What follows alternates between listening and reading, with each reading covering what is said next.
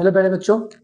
आज हम अपना एपी का लेक्चर नंबर 2 स्टार्ट करते हैं, अरिथमेटिक प्रोग्रेशन का। प्रीवियस लेक्चर में हमने देखा था कि सीक्वेंस क्या होता है, एपी क्या होती है, एपी की जनरल टर्म क्या होती है और उसके ऊपर कुछ बेसिक और इंपॉर्टेंट क्वेश्चंस भी हमने करे। आज की क्लास में हम अपना एक टॉपिक कवर करेंगे, nth टर्म फ्रॉम लास्ट, और उसके बाद में फिर हम एपी के जनरल टर्म के ऊपर जो जो इंपॉर्टेंट क्वेश्चन आ सकते हैं और जो जो क्वेश्चन अब तक एग्जाम में आए हुए हैं 10th क्लास के बोर्ड में, उन सबको कवर करेंगे वन बाय वन। तो पहले हम अपना स्टार्ट करते हैं बिना कोई टाइम वेस्ट करें कि nth term from last. Last time जो हमने करा था उसमें हमने देखा था कि आपको एक एपी दे रखी है, उसमें आपसे nth टर्म पूछी हुई है कि सर 21st टर्म बता दीजिए, 23rd टर्म बता दीजिए, 100 टर्म बता दीजिए। तो आप निकाल ले रहे थे। फॉर्मूला क्या था? an equals to a plus n minus one d, जहां पे a हमारी फर्स्ट टर्म थी, n हमारी नंबर ऑफ टर्म्स की बात चल रहा था और d हमारा कॉमन डिफरेंस। इस पर्टिकुलर क्वेश्चन में कुछ क्वेश्चन हमारा इस तरीके का बन के आएगा। आपको एपी दे रखी होगी विद द लास्ट टर्म कि हम अपनी एपी कहां पर खत्म कर रहे हैं, जैसे इसको 101 पे और इसको 87 पे। तो हमसे पूछा जाएगा कि आप पीछे से काउंट करना स्टार्ट करिए, कि अगर आप पीछे से काउंट करना स्टार्ट करते हैं जैसे 1 2 3 इस तरीके से, तो कौन से नंबर की टर्म, मान लीजिए nth term from the last कौन सी होगी, जैसे 25th term from the last कौन सी होगी, 7th term from the last कौन सी होगी, तो उसके ऊपर हमको बात करनी है। हमारे पास इसके लिए एक फॉर्मूला है, जैसे जनरल टर्म के लिए हमारे पास फॉर्मूला था, उस फॉर्मूले का जस्ट उल्टा। उस फॉर्मूले में हमारे पास शुरुआत में फर्स्ट टर्म आ रही थी, तो इसमें शुरुआत में एल आ रहा है, मतलब लास्ट टर्म। बीच में फिर उसमें प्लस आ रहा था, तो यहाँ पर माइनस आ रहा है सर। और बाकी बचा हुआ एज इट इज कॉमन है, जो हमारे पिछली बार आ रहा था। वहां पर एन का मतलब था nth term from the starting, यहाँ पे n का मतलब है nth term from the last. तो सिंपल सा टॉपिक है, सिंपल से फॉर्मूला है, सीधा क्वेश्चन करते हैं। आपको मैंने बता रखा है कि आपके ट्रिग्नोमेट्री के लेक्चर्स में भी मैंने कहा था, ट्रायंगल के भी, पॉलिनोमियल के भी, कि आप किस तरीके से अपना आंसर लिखते हो वो बहुत इंपॉर्टेंट है, क्योंकि आपको उसके भी नंबर मिलते हैं, स्टेप मार्किंग भी होती है। तो उसका ध्यान रखते हुए अपना क्वेश्चन स्टार्ट करते हैं।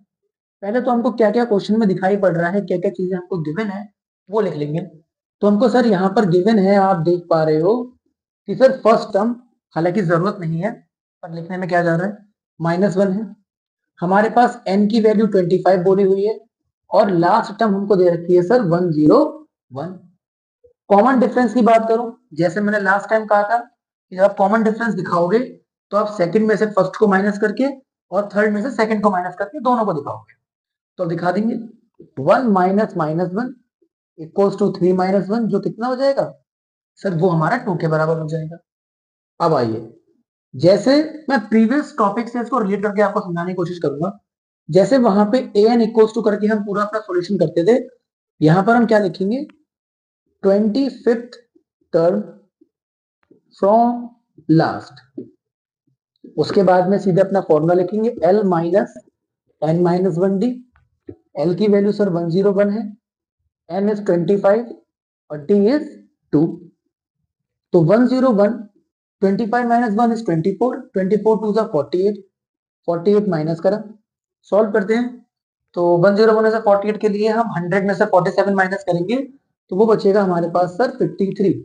मतलब अगर मैं लास्ट से काउंट करना शुरू करूंगा तो जो 25th नंबर की टर्म होगी वो क्या होगी, मेरे पास 53 होगी। इस तरीके से हमारे पास क्वेश्चन है। एक नंबर में आपको एमसीक्यू में जनरल टर्म का क्वेश्चन नहीं पूछेंगे, वो जान पूछ के आपको ये वाला क्वेश्चन पूछेंगे, तो इसको भी आपको पकड़ में आना चाहिए। एक और क्वेश्चन कर लेते हैं। यहां पर भी देखेंगे ए की वैल्यू सर हमारे पास 7 है, डी की वैल्यू इसी तरीके से लिखेंगे, अभी हम नहीं लिख रहे हैं, 4 है, एल हमारे पास 87 है और एन हमसे सर पूछा हुआ है 7। तो 7th term from last will be कैसा, L minus n minus 1 into D. L is 87, n हमारे पास 7, 7 माइनस 1 इंटू 4। तो 87 में से जरा माइनस करेंगे, 6 4 जा 24, इट विल बी 63, और ये हमारा इसका भी आंसर आ जाए। तो इस तरीके से एक छोटा सा हमारे पास कॉन्सेप्ट था जिसको हमने समझा, जिसके ऊपर हमने 2 क्वेश्चंस करे। अब हम सीधे अपने जनरल टर्म के ऊपर जो जो इंपॉर्टेंट क्वेश्चंस बनेंगे उसके बारे में बात करेंगे वन बाय वन। कुछ 7-10 क्वेश्चन हमारे पास हैं, 8-10 क्वेश्चन, उनको कवर करने के बाद जनरल टर्म ऑफ एपी में हमारे पास कुछ ऐसा नहीं बचेगा जो हमको नहीं आता हो। उन्हीं 10 क्वेश्चन में मैं ट्राई करूंगा कि आपको सारे के सारे कॉन्सेप्ट कवर कराए। बेस्ट क्वेश्चन हैं, कुछ क्वेश्चन उसमें ऐसे भी हैं जो प्रीवियस ईयर में आए हुए हैं और इस बार भी आने के चांसेस है। तो स्टार्ट करते हैं उसको। तो चलिए अपने हम क्वेश्चन स्टार्ट करते हैं। जैसे कि आप पहला क्वेश्चन स्क्रीन पे देख पा रहे होंगे। पहले क्वेश्चन में कह रहा है कि if the eighth term of an AP is 31, कि हमारे पास एपी में जो एट्थ टर्म है वो 31 है। वन बाय वन क्वेश्चन पढ़ते हैं। एट्थ टर्म 31 का मतलब मैं आपसे कह रहा था कि nth टर्म क्या होगी, तो सर आप लिखते थे an। अब मैं आपसे कह रहा हूं कि एट्थ टर्म क्या होगी, तो आप क्या लिखोगे, तो आप लिखोगे कि एट हमको कितना दे रखा है, सर हमको दे रखा है वो 31 के बराबर। ये हमारे पोर्शन आएगा गिवन के अंदर। चलिए उसके बाद हमसे कह रहा है the 15th term is 16 more than the 11th term, मतलब एंड जो हमारी 15th टर्म है वो हमारी 11th टर्म से 16 ज्यादा है। ये हमसे पहले वाले क्वेश्चन में कहा। अब इस वाले क्वेश्चंस को करने की कोशिश करते हैं। इस वाले क्वेश्चन में क्या होगा कि 8 की वैल्यू 31 दे रखी है और ये 15 प्लस 11 की वैल्यू हमारे पास 16 के बराबर दे रखी है। सॉल्व कैसे करेंगे, सिंपल सा आप अपना जितने भी इस टाइप के आपके पास क्वेश्चंस आएंगे उन सबको क्वेश्चन करने का तरीका एक ही है। आप सीधे 8, A15, A11 की वैल्यू पुट करिए। ठीक, उसके बाद देखते हैं क्या होने वाला है। जब आपने 8 की वैल्यू पुट करी तो 8 का मतलब क्या होगा, A plus n minus 1D equal to 31, यही होना चाहिए। जहां पर हमारी a की वैल्यू तो a ही रहेगी क्योंकि पूरी एपी में फर्स्ट टर्म हमने अपने a मान के चल रहे हैं। n की जगह पे आप क्या पुट कर दोगे, n की जगह पे आप पुट कर दोगे 8। आपको इस पर्टिकुलर क्वेश्चन में हमेशा दो इक्वेशन बन के आएंगी और आपके पास दो वेरिएबल बन के आएंगे। तो जब दो इक्वेशंस हो, दो वेरिएबल्स हो, तो हम इजीली उनकी वैल्यू निकाल सकते हैं। हम पढ़ के आ चुके हैं अपने linear equation in two variables में। सिमिलरली आप यहां की बात करो तो क्या होगा, a प्लस 15 माइनस 1 14D, यहां पर a plus 11 minus 1 10D is equals two plus 16 के बराबर। आप साफ साफ देख पा रहे हो, इसको आप फर्दर सॉल्व अभी नहीं कर सकते पर वो हमारा फर्दर सॉल्व हो सकता है। तो देखा, a से हमारा a कट जाएगा, 10D हमारा इधर आएगा तो 14 माइनस 10 4D इक्वल्स टू 16। जहां से सर हमारी कॉमन डिफरेंस की वैल्यू कितनी आ गई, कॉमन डिफरेंस की हमारे पास वैल्यू आ गई 4। चलिए इसको जब आप यहां पर पुट करोगे तो ये a plus 7D will become a plus 7 into 4 equals to 31। 7 into 4 का मतलब 28। 31 में से 28 को माइनस करेंगे कितना बचेगा 3। तो भाई हमारे पास इस पर्टिकुलर क्वेश्चन में फर्स्ट टर्म भी आ चुकी है, कॉमन डिफरेंस भी आ चुका है और आपको किसी भी पर्टिकुलर एपी को बनाने के लिए दो ही चीजों की जरूरत है, जो है फर्स्ट टर्म और कॉमन डिफरेंस। इसके बाद वो आपसे क्वेश्चन में कुछ भी पूछ ले आप आसानी से निकाल सकते हो। जैसे मैं आपको एग्जांपल देता हूं, अगर मुझसे पूछा होता यहाँ पे nth टर्म कि बताइए इसकी nth टर्म क्या होगी, तो मैं सीधे लिखता an equals to a plus n minus 1D। a कितना है मेरे पास 3, n आप अपना ऐसे ही छोड़ेंगे, d की वैल्यू कितनी है 4। सॉल्व करा, 3 plus 4n minus 4 it will be minus 1 plus 4n, जिसको अच्छे तरीके से लिखने के बाद हम 4n माइनस 1 लिख सकते हैं। और क्या क्वेश्चन बन सकता है इसमें कि आपसे पूछ सकते हैं कि भैया बताइए, जनरल टर्म पूछ लिया और बता दीजिए कि इसकी 17th टर्म कौन सी होगी। तो आपने कहा A17 पूछा हुआ है, कोई बात नहीं, A17 का मतलब a प्लस 16D, यही वाला फॉर्मूला लगा के। a की वैल्यू कितनी है हमारे पास 3, 16 इंटू 4, 3 प्लस 64 इक्वल्स टू 67। यही आपके पास दो तीन टाइप के क्वेश्चन इसमें बनेंगे कि आपसे या तो जनरल टर्म पूछ लेगा या फिर आपसे कोई पर्टिकुलर टर्म पूछ लेगा। ये हमको करना है। तो पहला क्वेश्चन हमने अपना कवर कर लिया, ठीक है। तो फर्स्ट क्वेश्चन करने के बाद अब अपने हम सेकंड क्वेश्चन की बात करते हैं। सेकंड क्वेश्चन में सर हमसे बोला गया है if the 10th term of an AP is 52, मतलब आपको A10 की वैल्यू 52 दे रखी है सेम प्रीवियस क्वेश्चन की तरह, एंड आपको 17th टर्म के बारे में बताया हुआ है कि 17th टर्म जो होगी वो हमारी 20 मोर देन 20 ज्यादा है किसमें 13 टर्म में। तो बताओ भैया एपी बना के दिखाइए, ठीक है।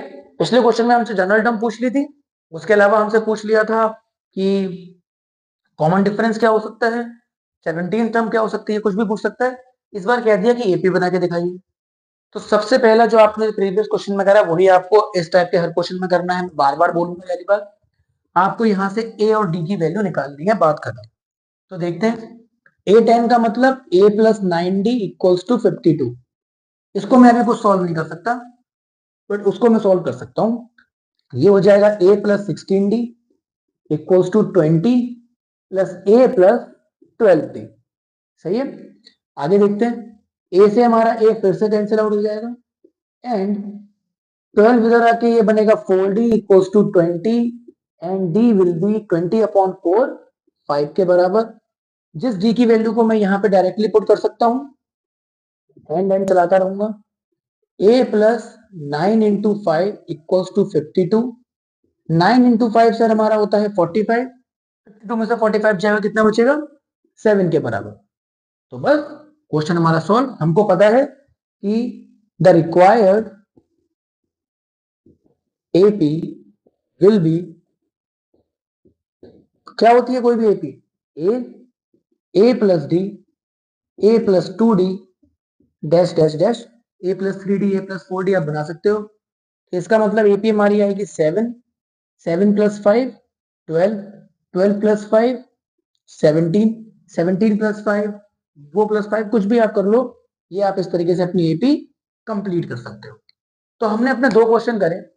कई बार ऐसे क्वेश्चन हमारे पास एग्जाम में आते हैं, जो आपके लिए इसमें इंपॉर्टेंट बनता है वो इन स्टेटमेंट को बनाना बनता है।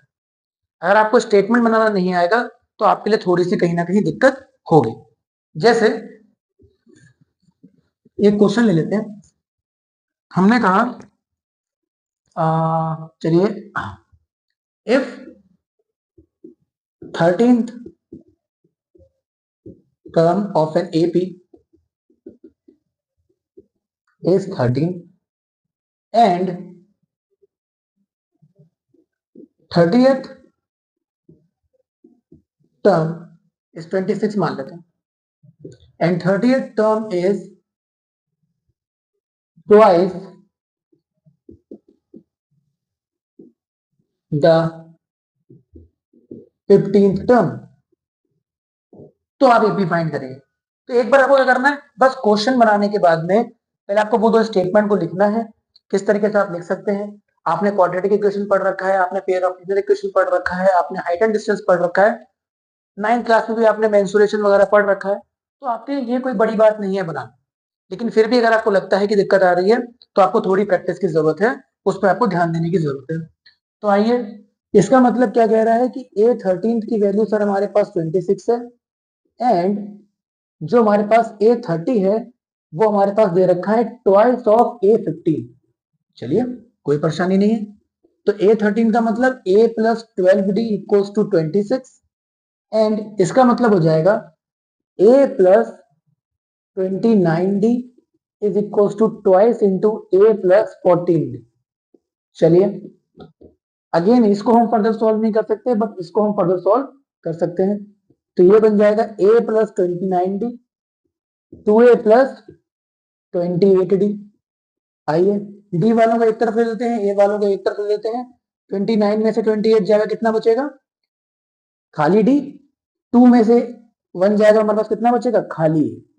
तो इस पर्टिकुलर क्वेश्चन में हमको इस बार डी की वैल्यू नहीं है। इस पर्टिकुलर क्वेश्चन में हमको इस बार डी और ए के बीच में एक रिलेशन बना, तो उस रिलेशन को हम इक्वेशन नंबर 1 में पुट करते हैं। तो ये हमारा बनेगा, अच्छा आप लिख कैसे सकते हो इसको? इक्वेशन नंबर 1 और इसको इक्वेशन नंबर 2 डाल के आप इन पे छोड़ सकते हो। ठीक है, फिर हम लिखेंगे कि फ्रॉम 1 एंड 2, या प्रीवियस 2 क्वेश्चंस में भी ऐसा कर सकते हैं। क्या होगा? ए, डी की जगह पे हम ए पुट कर दें, इक्वल्स टू 26। ये कितना बनेगा? 13 है इक्वल्स टू 26। तो सर हमारे पास जो ए की वैल्यू आएगी वो 26 अपॉन 13, जो कि 2 के बराबर आ गई। And from equation 2 we can say that d is equals to a is equals to 2। हमारे पास a और d दोनों के दोनों आ चुके हैं। अब आपसे कुछ भी पूछा जाए इसमें, लास्ट प्रीवियस 2 क्वेश्चन की तरह nth टर्म पूछी जाए या जनरल टर्म पूछी जाए, तो a की वैल्यू ये रही, d की वैल्यू ये रही, हमारे पास दोनों ही 2 है। आप n की वैल्यू को n छोड़ के क्वेश्चन सॉल्व कर सकते हो। आपसे पूछा जाए कोई particular term 17th 18th 19th, तो वहां पे n की वैल्यू आप वो पुट कर सकते हो। आपसे पूछा जाए कि सर इसको एपी बना के दिखाओ, तो आप क्या करोगे, जैसे मैंने लास्ट क्वेश्चन में करा, a comma A plus D comma A plus two D, इसकी एपी क्या बनेगी, पहली टर्म 2 है, अगली टर्म 2 प्लस 2 4, देन 6, देन 8, मतलब इवन नंबर्स की टर्म हमारे सामने, इवन नंबर्स की एपी हमारे सामने बन के आ जाएगी। तो इस तरीके से हमने 2-3 क्वेश्चन करे इस पर्टिकुलर टाइप पे। ऐसे ही आपको सारे क्वेश्चंस करने हैं। एक आध क्वेश्चन और देखते हैं, फिर मूव ऑन करते हैं अपना नेक्स्ट टाइप। तो अब नेक्स्ट क्वेश्चन देखते हैं। इस टाइप का हमारे पास लास्ट क्वेश्चन है, आपको स्क्रीन पर दिख रहा होगा। इस क्वेश्चन में बोला गया है कि हमारे पास जो 10th टर्म है वो सर हमको दे रखी है 52, एंड हमसे कहा गया है जो हमारे पास 16th टर्म है वो हमको दे रखी है 82। 32 टर्म्स की हमसे बात कर रहा है कि बताओ 32th टर्म हमारे पास कौन सी होगी, और जनरल टर्म का एक्सप्रेशन बना के हमको दिखाइए। इसका सॉल्यूशन थोड़ा सा अलग तरीके से होगा। जैसे पहले के 2 क्वेश्चन अलग तरीके से हुए थे, थर्ड क्वेश्चन अलग तरीके से हुआ था, ये वाला भी थोड़ा सा अलग होगा, और कॉन्सेप्ट हमारे पास बिल्कुल सेम रहेगा। जैसे a10 का मतलब हो जाएगा sir a plus 9d equals to 52, इसको आप इक्वेशन नंबर 1 मान के छोड़ सकते हो। उसका मतलब हो जाएगा sir a plus 15d equals to 82, इसको आप equation number 1 sorry equation number 2 मान के भी रख सकते हो। अब आप देख रहे हो इस पर्टिकुलर क्वेश्चन में ना तो मैं इसको फर्दर सोल्व कर पाऊंगा, ना तो मैं इसको फर्दर सोल्व कर पाऊंगा, लेकिन कहीं ना कहीं ये pair of linear equation in two variable वाले चैप्टर ऐसी इक्वेशन बन के आ रही है। 2 वेरिएबल्स के अंदर 2 इक्वेशन हमारे सामने आए, तो आप क्या कर सकते हो, आप इसमें कोई सा भी मेथड, चाहे सब्स्टिट्यूशन, चाहे एलिमिनेशन, क्रॉस मल्टीप्लिकेशन पढ़ा हो तो क्रॉस मल्टीप्लिकेशन, कुछ भी लगा के इसको सॉल्व कर सकते हैं। कौन सा हमारे लिए बेस्ट रहेगा, सर बेस्ट मेथड हमारे लिए रहता है एलिमिनेशन। स्पेशली कब, जब आपके पास किसी एक पर्टिकुलर वेरिएबल के या पर्टिकुलर क्वांटिटी के कोफिशिएंट्स आपको बराबर दे रखे हो। जैसे यहां पर अगर मैं देखूं a और a दोनों बराबर है, तो आप ऐसे में क्या करोगे, subtracting equation number 1 from equation number 2, 1 को 2 में से आप सब्ट्रैक्ट करोगे तो क्या बचेगा, देखते हैं, 82, a plus 9d equals to 52। सबके हम साइन चेंज कर देते हैं, a से a कैंसिल आउट हो गया ना, 15 माइनस 9 6d, और यहां पे बचेगा 30, जिसके बाद हमारी d की वैल्यू कितनी जाएगी 30/6, विच विल बी 5 के बराबर। आगे देखते हैं, पुटिंग दिस इन इक्वेशन, चाहे आप 1 में पुट कर लो चाहे आप 2 में पुट कर लो, कोई फर्क नहीं पड़ता, हम 2 में पुट करते हैं। Putting in equation number 2, a plus 15 into 5 equals to 82, 15 5 जा 75, 82 में से 75 जाएंगे तो कितना बचेगा, 5 2 7, 7 के बराबर हमारे पास a की वैल्यू भी आ चुकी है। और जस्ट लाइक प्रीवियस 3-4 क्वेश्चन, ये क्वेश्चन भी हमारा अब 95% सॉल्व हो चुका है, क्योंकि एक बार मुझको a और d की वैल्यू मिल जाए, मुझे दुनिया में आप एपी के अंदर कुछ भी पूछ लो, मैं इजीली उसका आंसर दे सकता हूं। जैसे कि हमसे इस क्वेश्चन में पूछा हुआ है 32 टर्म, तो चलिए शुरू करते हैं। a प्लस 31 इंटू डी, ए की वैल्यू कितनी है 7, 31 इंटू 5, 31 इंटू 5 कितना होगा, 30 पंजे 150 प्लस 155, तो सर ये हमारे पास आ जाएगा 162 इसका आंसर। और जनरल टर्म हमसे पूछी हुई है साथ में, तो जनरल टर्म तो बहुत ही इजी है, a plus n minus 1d, 7 plus n minus 1 into 5, 7, 5 की मल्टीप्लाई यहां पर कराएंगे 5n minus 5 which will be 2 plus 5n, और ये भी सर हमारा इसका आंसर कंप्लीट हो गया। इस तरीके से जिसमें हमको एक पर्टिकुलर टर्म के बारे में कोई रिलेशन दे रखा हो, कोई बात बता रखी हो, या 2 टर्म्स के बीच में कोई रिलेशन दे रखा हो, उस टाइप के क्वेश्चन को हम कुछ इस तरीके से सॉल्व करते हैं। 4 क्वेश्चन करने के बाद आप अपनी आर डी शर्मा उठाइए, अपनी एमएल उठाइए, जो भी आपके पास बुक हो उनको उठा के देखिए, आप इस टाइप के लगभग सारे क्वेश्चन आप कर सकते हैं, इसमें आपको कोई भी डाउट नहीं होने वाला। ठीक है, अब हम अपने नेक्स्ट टाइप पे आगे की तरफ बढ़ेंगे, उनके ऊपर क्वेश्चन की बात करते हैं। सुपर इंपॉर्टेंट 2 से 3 नंबर का क्वेश्चन आपको एग्जाम में मिल सकता है।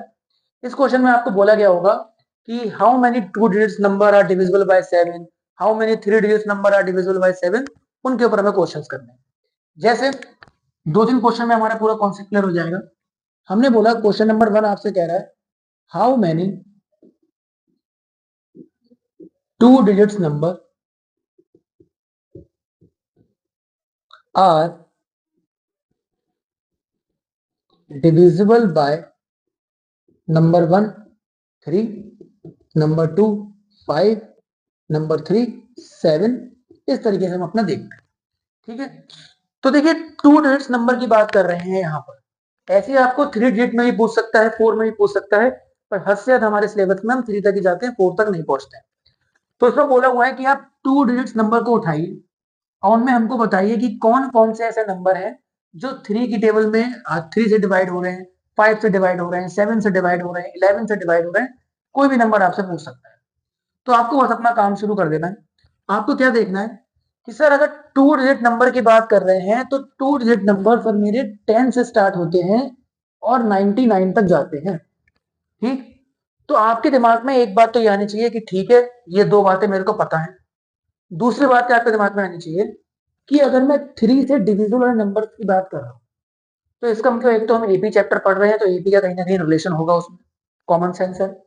दूसरी बात क्या कि 3 की टेबल के जो नंबर होंगे वो सारे के सारे एक दूसरे के साथ में पूरी सीरीज जो बनेगी वो एपी हो। कैसे? 3 के बाद 6, 6 के बाद 9, 9 के बाद 12। आप ध्यान दो तो 3 6 9 12 इन सबके बीच में कॉमन डिफरेंस 3 का है। 5 की टेबल में सबके बीच में कॉमन डिफरेंस 5 का है। 7 की टेबल में सबके बीच में कॉमन डिफरेंस 7 का आएगा।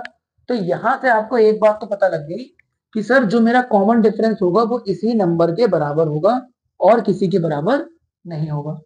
तो जैसे कि मैं फर्स्ट वाले पार्ट की अगर बात करूं तो वहां पर क्या कह सकते हैं, सबसे पहले तो आपको यह देखना है कि कॉमन डिफरेंस कितना है। 3 की बात चल रही है, सर हमारा कॉमन डिफरेंस तो 3 हो गया, चलिए छोड़ दिया। इसके बाद में हमसे पूछा गया है how many two digits number, मतलब n की वैल्यू आपसे फाइंड करने को बोली गई है। चलिए, हमको और क्या क्या चाहिए होता है, हमको एपी के जनरल टर्म के कॉन्सेप्ट में तीन चार चीजें होती है। एक तो an, एक a, एक हमारे पास n और एक हमारे पास d। n की वैल्यू हमको पता नहीं है जो निकालनी है, d की वैल्यू हमको पता है। इसका मतलब सर आपको इस पर्टिकुलर क्वेश्चन में कहीं ना कहीं छुपा हुआ है an और a जो आपको निकालना है। अभी क्योंकि हम देखो पहला क्वेश्चन कर रहे हैं तो थोड़ा इलेबोरेट वे में बता रहा हूँ, तो आपको दिमाग में घुस जाए, दिमाग में बैठ जाए पूरी की पूरी बात, है ना। तो ए का मतलब तो हमारे पास हो गया पहली टर्म। तो आपको 2 डिजिट्स के नंबर में पहली टर्म आपकी 10 नहीं होगी, हो भी सकती है पर अभी के लिए 10 नहीं होगी। आपको देखना है ऐसा कौन सा पहला नंबर है जो 3 से डिवाइड हो रहा है। तो आप क्या करोगे, छोटे नंबर से आराम से लिख सकते हो कि भैया 3 से डिवाइड होने वाला 10 तो नहीं होगा, 11 भी नहीं होगा, क्या होगा सीधे सीधे सर पहला नंबर होगा 12। लास्ट से देखा क्या 99 3 से डिवाइड हो रहा है, हाँ सर हो रहा है। तो इसका मतलब an की वैल्यू यहाँ पे कितनी आ गई 99। सो नाउ हमको पता है कि an equals to a plus n minus 1 d के बराबर होता है। an सर हमारे पास यहाँ पे 99 है, ठीक है। a की वैल्यू हमारे पास 12 है, n की वैल्यू आपको निकालनी है और d की वैल्यू आपके पास 3 है। आपने क्या करा 99 में से 12 को माइनस कर दिया, n माइनस 1 3 ऐसे का ऐसे ही छोड़ा। 87 हमारे पास इसका आंसर आ गया, n माइनस 1 हमारे पास ये बचा, 87 ही आएगा, 9 1 8 और 87। ठीक, उसके अलावा इसको आप 3 से डिवाइड करेंगे तो 3 1 जा 3 2 जा 6 और 3 9 जा 29। नॉर्मल हमारे पास कैलकुलेशन है, तो n माइनस 1 की वैल्यू सर 29 आ गई, जिसके बाद n की वैल्यू हमारे पास 30 आ गई। इसका मतलब there are 32 digits number which are exactly divisible by number 3। 30 ऐसे नंबर हैं 2 डिजिट्स वाले जो हमारे 3 से एग्जैक्टली डिविजिबल हो रहे हैं। दूसरी चीज, सेकंड क्वेश्चन देखते हैं। सेकंड क्वेश्चन में भी इस तरीके से आपको काम करना है। आपको देखना है कि सर डी की वैल्यू तो इस बार 5 है, एन की वैल्यू मुझको फाइंड करनी है, ए की वैल्यू 10 पूरा पूरा डिवाइड हो रहा है तो सर 10 ही होगी, और हमारे पास जो क्या कहते हैं ए एन की वैल्यू होगी वो थोड़ा सोचना पड़ेगा। हालांकि आपको सबको पता होगा कि ए एन हमारे पास 100 से पहले सिर्फ 95 ही नंबर होता है जो 5 से डिविजिबल होता है। नहीं पता है तो आप क्या कर सकते हो, जो आखिरी नंबर है उस आखिरी नंबर को आप इस पर्टिकुलर नंबर से कर दो डिवाइड। 5 आपने डिवाइड करा, सीधे 5 बन जा कितना आ रहा है 5 49। ठीक, 5 9 जा 45, बात खत्म हो गई। 19 5 जा जो हमारा होगा वही नंबर हमारा एन के बराबर होगा। अभी के लिए बहुत ही फुद्दू कॉन्सेप्ट लग रहा है, कोई फर्क नहीं पड़ेगा हमको इसमें, लेकिन जब हम क्वेश्चन 3 डिजिट्स की बात करेंगे, जब मुझे 11 से डिवाइड करना पड़ेगा, 7 से डिवाइड करना पड़ेगा, तब मेरे ये चीज काम में आएगी। क्योंकि 2 4 5 तो हमको आता है अच्छे से, लेकिन यहाँ पर बात 7 13 11 की शुरू हो जाती है, वहां पर हमको नहीं पता होता। यही कॉन्सेप्ट अभी नेक्स्ट क्वेश्चन में भी काम में। सिमिलरली जब आप यहाँ पर देखोगे, अच्छा यहाँ पर 4 बचेगा। एक तरीका और है, इन दोनों की मल्टीप्लाई कराना मुश्किल लग रहा है तो छोड़ो, आप सीधे जो रिमाइंडर बच रहा है उस 99 में से वो रिमाइंडर को माइनस कर दो, फिर भी मेरे पास 95 ही आएगा। दोनों में से कोई सा भी एक तरीका पकड़ के सिर्फ उसी से आपको सॉल्व करना है। दुनिया भर के सारे तरीके अपने दिमाग में एक छोटे से क्वेश्चन के लिए नहीं रखने, कोई एक कॉन्सेप्ट पकड़ के उसी पे आगे बढ़ जाना। अब देखते हैं इसमें हमने क्या करा, यहां पर भी कि sir we know that an equals to a plus n minus one d होता है हमारे पास, ठीक, जिसकी वजह से a की वैल्यू हमारे पास कितनी है 10, n की वैल्यू हमको फाइंड करनी है और d की वैल्यू सर हमारे पास 5 है, और ये रहा 95। 95 में से 10 माइनस करेंगे तो 85, n माइनस वन 5, डिवाइड करा 17, तो n की वैल्यू हमारे पास कितनी आ गई 17 प्लस वन 18 के बराबर। इस तरीके से हमारा सेकंड क्वेश्चन भी क्या हो गया, सॉल्व हो गया। अब आप बात करें थर्ड क्वेश्चन की, फटाफट करते हैं क्योंकि इजी क्वेश्चन है, कुछ खास टफ नहीं है। थर्ड क्वेश्चन की जब आप बात करोगे तो थर्ड क्वेश्चन में आप क्या देखोगे कि सर पहली टर्म कैसे निकालें। तो पहली टर्म के लिए भी आप क्या करो, सेम डिविजन वाला मेथड अप्लाई करो। आप क्या करोगे, जब 10 को 7 से डिवाइड करते हैं, समझा रहे हैं आपको, सो दैट जब आपको 3 डिजिट्स के नंबर आए तब कोई दिक्कत ना पड़े। 10 को जब आप 7 से डिवाइड करोगे तो हमारे पास आंसर कितना बचेगा, सर रिमाइंडर बचेगा हमारे पास 3। तो आपको क्या करना है, सिंपल सा, हालांकि ये छोटा मेथड है, कोई इसमें परेशानी नहीं आने वाली है। आप क्या करो, 7 वन जा 7, कितना रिमाइंडर बचा है 3 बचा है, इन दोनों को करो आपस में माइनस, कितना बचेगा 7 माइनस 3 4 के बराबर। इस 4 को आपको अपने 10 में ऐड कर देना है। सिंपल सा याद रखेंगे कि जब हमें स्टार्टिंग वाली टर्म निकालनी है तो आप डिवाइड करने के बाद इसमें से रिमाइंडर को माइनस करोगे, जो आंसर आएगा उसको आप मेन नंबर में प्लस कर देना। अभी आपको दिक्कत लगेगी कि अरे क्या उलटफुलट चल रहा है, लेकिन ट्रस्ट में आपके काम में ये चीज आने वाली है। लास्ट वाला आपको उस तरीके से ही करना है। तो आपने देखा जब आप इसमें से माइनस करोगे कितना बचेगा 4, और 10 प्लस 4 हमारा कितना होता है 14। तो सर एक ही वैल्यू हमारे पास कितनी हो गई 14। लास्ट वाले की बात करते हैं, लास्ट वाले के लिए फिर से 7 से डिवाइड करेंगे, 7 वन जा 7, कितना बचा 29, ठीक। उसके अलावा 7 8 जा 28, तो कितना बचा 1। इसमें मैंने आपको क्या बताया था, या तो आप इन दोनों की मल्टीप्लाई कर दो या फिर 99 में से 1 को माइनस कर दो। क्यों, क्योंकि सर जब अगर 99 में एक कम होता तो ये नंबर पूरा पूरा 7 से डिवाइड हो जाता, और उसी की हमको जरूरत है। तो बस बात खत्म हो गई, हमारे पास an कितना आ गया 98, d की वैल्यू 7 है और n की वैल्यू हमसे पूछी हुई है। तो आइए an equals to a plus n minus one d. an is 98, a is 14, n की वैल्यू पूछी है and d is 7। 84 equals to n minus one, 7 7 one जा 7 12 जा, n की वैल्यू हमारे पास आ गई 13।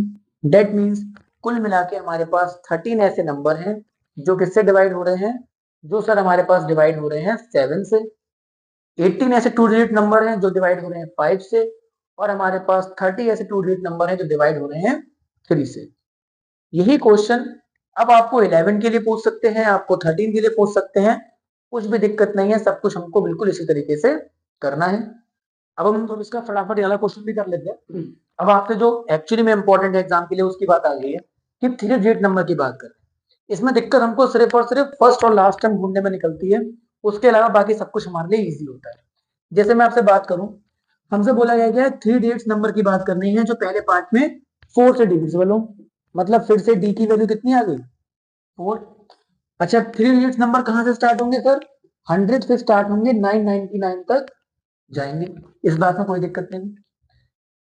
आपको क्या करना है, पहले वाले नंबर को 4 से डिवाइड करना है। अगर आपको नहीं पता है कि 100 4 से डिवाइड होता है, अगर कंप्लीटली डिवाइड हो गया फिर तो यही ठीक है। तो चलिए ठीक है, 5 का कंप्लीटली डिवाइड हो रहा है, मतलब सर हमारी ए की वैल्यू तो 100 ही है।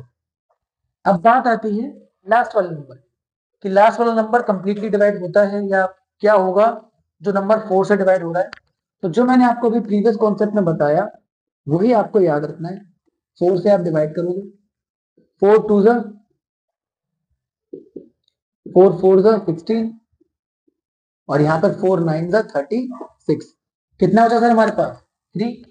इस वाले कॉन्सेप्ट में हम क्या करते हैं, लास्ट डिजिट में जो रिमाइंडर बच रहा है उसको माइनस कर दिया इसमें से। 999 में से 3 को माइनस करा तो सर an की वैल्यू हमारे पास आ गई 996 और n की वैल्यू हमको निकालनी है। एक बार मुझको ये सब मिल चुका है, बहुत ही इजीली हम निकाल सकते हैं कि sir an equals to a plus n minus 1 d होता है। a 996 है, a हमारे पास 100 है, n माइनस 1 की वैल्यू हमको नहीं पता, d की वैल्यू 4 है। 100 माइनस करेंगे 896 और 4 को डिवाइड में ले जाएंगे 2 2 4। अब मैं फटाफट सॉल्यूशन कर दे रहा हूं सो दैट आपका टाइम बच जाए और वीडियो ज्यादा लंबी हमारी ना बने इस पर्टिकुलर क्वेश्चन के लिए। इजी हो गया। सेकंड की बात करते हैं। सेकंड क्वेश्चन में अगर आप देखो आप 10 से डिवाइड करा है तो यही कॉन्सेप्ट यूज करोगे। पहला वाला तो पूरा पूरा डिवाइड हो रहा है, लास्ट वाला आपको पता है इजीली, इसके लिए आपको लगाने की भी जरूरत नहीं है कि सर लास्ट हमारा होगा 990।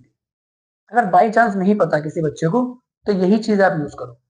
ठीक, जो सबसे इंपॉर्टेंट क्वेश्चन है इस पर्टिकुलर टाइप का वो हमारे पास यही वाला है हमारे एग्जाम कि सर 7 से कैसे डिवाइड होता है। ना ज्यादा मुश्किल है और ना ही इजी है। तो आइए थर्ड वाले क्वेश्चन की बात करते हैं। सर यहां पर ए की वैल्यू क्या होगी देखते हैं। आपने क्या करा 100 को डिवाइड करा 7, 7 1 जा 7, 7 4 जा 28।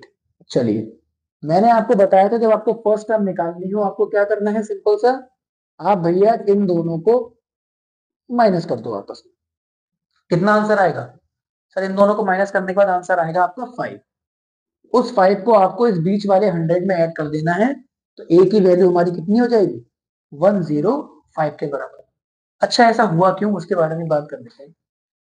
सर अगर यहाँ पे 2 की जगह 7 रिमाइंडर बचता तो 7 तो रिमाइंडर बच ही नहीं सकता है क्योंकि यहाँ पे हम 7 से ही डिवाइड कर रहे हैं। इसका मतलब अगर इस नंबर में 5 और ज्यादा हो जाते तो ये नंबर पूरा पूरा 7 से डिवाइड हो जाता, जो केस इसके साथ में था कि इसमें अगर 3 कम हो जाते तो ये नंबर 4 से पूरा पूरा डिवाइड होता। ऐसे आगे के लिए अगर इसमें 5 ज्यादा हो जाते तो ये नंबर भी पूरा पूरा 7 से डिवाइड हो जाता। तो वो हमें 5 के बारे में कैसे मालूम पड़ा, क्योंकि रिमाइंडर बच रहा है 2, साथ में 2 कितना कम है 5। आप इस तरीके से अपना आराम से लगा सकते हो। समझने की आपको कोई जरूरत खास थी ही नहीं, छोटी मोटी ट्रिक्स हैं जो आपको याद रखनी है अपने एग्जाम के, है ना। तो ए की वैल्यू इतनी आ गई, डी की वैल्यू सर हमारे पास 7 है। एन की बात करते हैं, आप 999 को 7 से डिवाइड करोगे। चलिए 999 डिवाइडेड बाय 7 तो हमारे पास कितना बचेगा 7 1 जा 7, 7 4 जा 28, 7 2 जा 14, कितना बचा 5। तो आप 999 में से 5 को डायरेक्टली माइनस कर दो, कितना बच रहा है 994। एन की वैल्यू हमको फाइंड करनी है, इजीली आप कर सकते हो, पूरा नहीं लिख रहा मैं। n माइनस 1 इंटू 7 माइनस करेंगे तो 994 में से आप 105 को जब माइनस करोगे तो ये हमारा कितना बचेगा 14 में से 5 गया 9, 8, 9 में से 1 गया 8, 889 विच जिसको हम 7 से डिवाइड करेंगे तो 7 1 जा 7 2 जा 14, 7 7 जा 49। तो n की वैल्यू सर हमारे पास आ जाएगी 128। ये मैंने कुछ खास आपको सॉल्व करके नहीं दिखाया क्योंकि हम ऑलरेडी 4-5 क्वेश्चन सॉल्व कर चुके हैं। शुरुआत से हम क्वेश्चन ही सॉल्व कर रहा है, कैलकुलेशन ही कर रहा है। सो आई होप अब आप इस कैलकुलेशन को आगे कर सकते हो। तो इस तरीके से हमने अपने 2-3 टाइप के इसमें आज की क्लास में क्वेश्चन खत्म करें। एक क्लास और लगेगी मुझे लगता है, इसमें हम अपने मिसलिनियस क्वेश्चन भी इसके खत्म करेंगे, जिसमें आपने देखा होगा कि अगर आप पढ़ रहे होंगे कि बुक में if mth term of an AP is q, if nth term of an AP is m, तो उस तरीके से हम अपने क्वेश्चंस को लास्ट अगली वीडियो में कवर करेंगे। एक इसमें क्वेश्चन और क्या वेरिएशन आ सकता है वो देखते हैं। आपसे अब 3 डिजिट नंबर ना पूछ के सीधे पूछेगा how many numbers are divisible by 7 या बाय 5 बिटवीन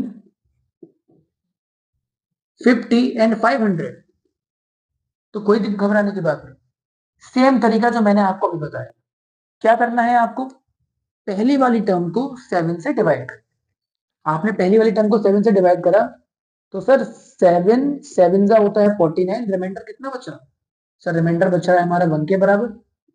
आप 1 में से 7 को, सॉरी हाँ 7 में से 1 को माइनस करिए, कितना बचेगा 6, इस 6 को यहां से ऐड कर दीजिए, ए की वैल्यू आ जाएगी 56, जो आप टेबल से भी देख सकते हैं कि 7 7 जा 49 और 7 8 जा 56 होता है।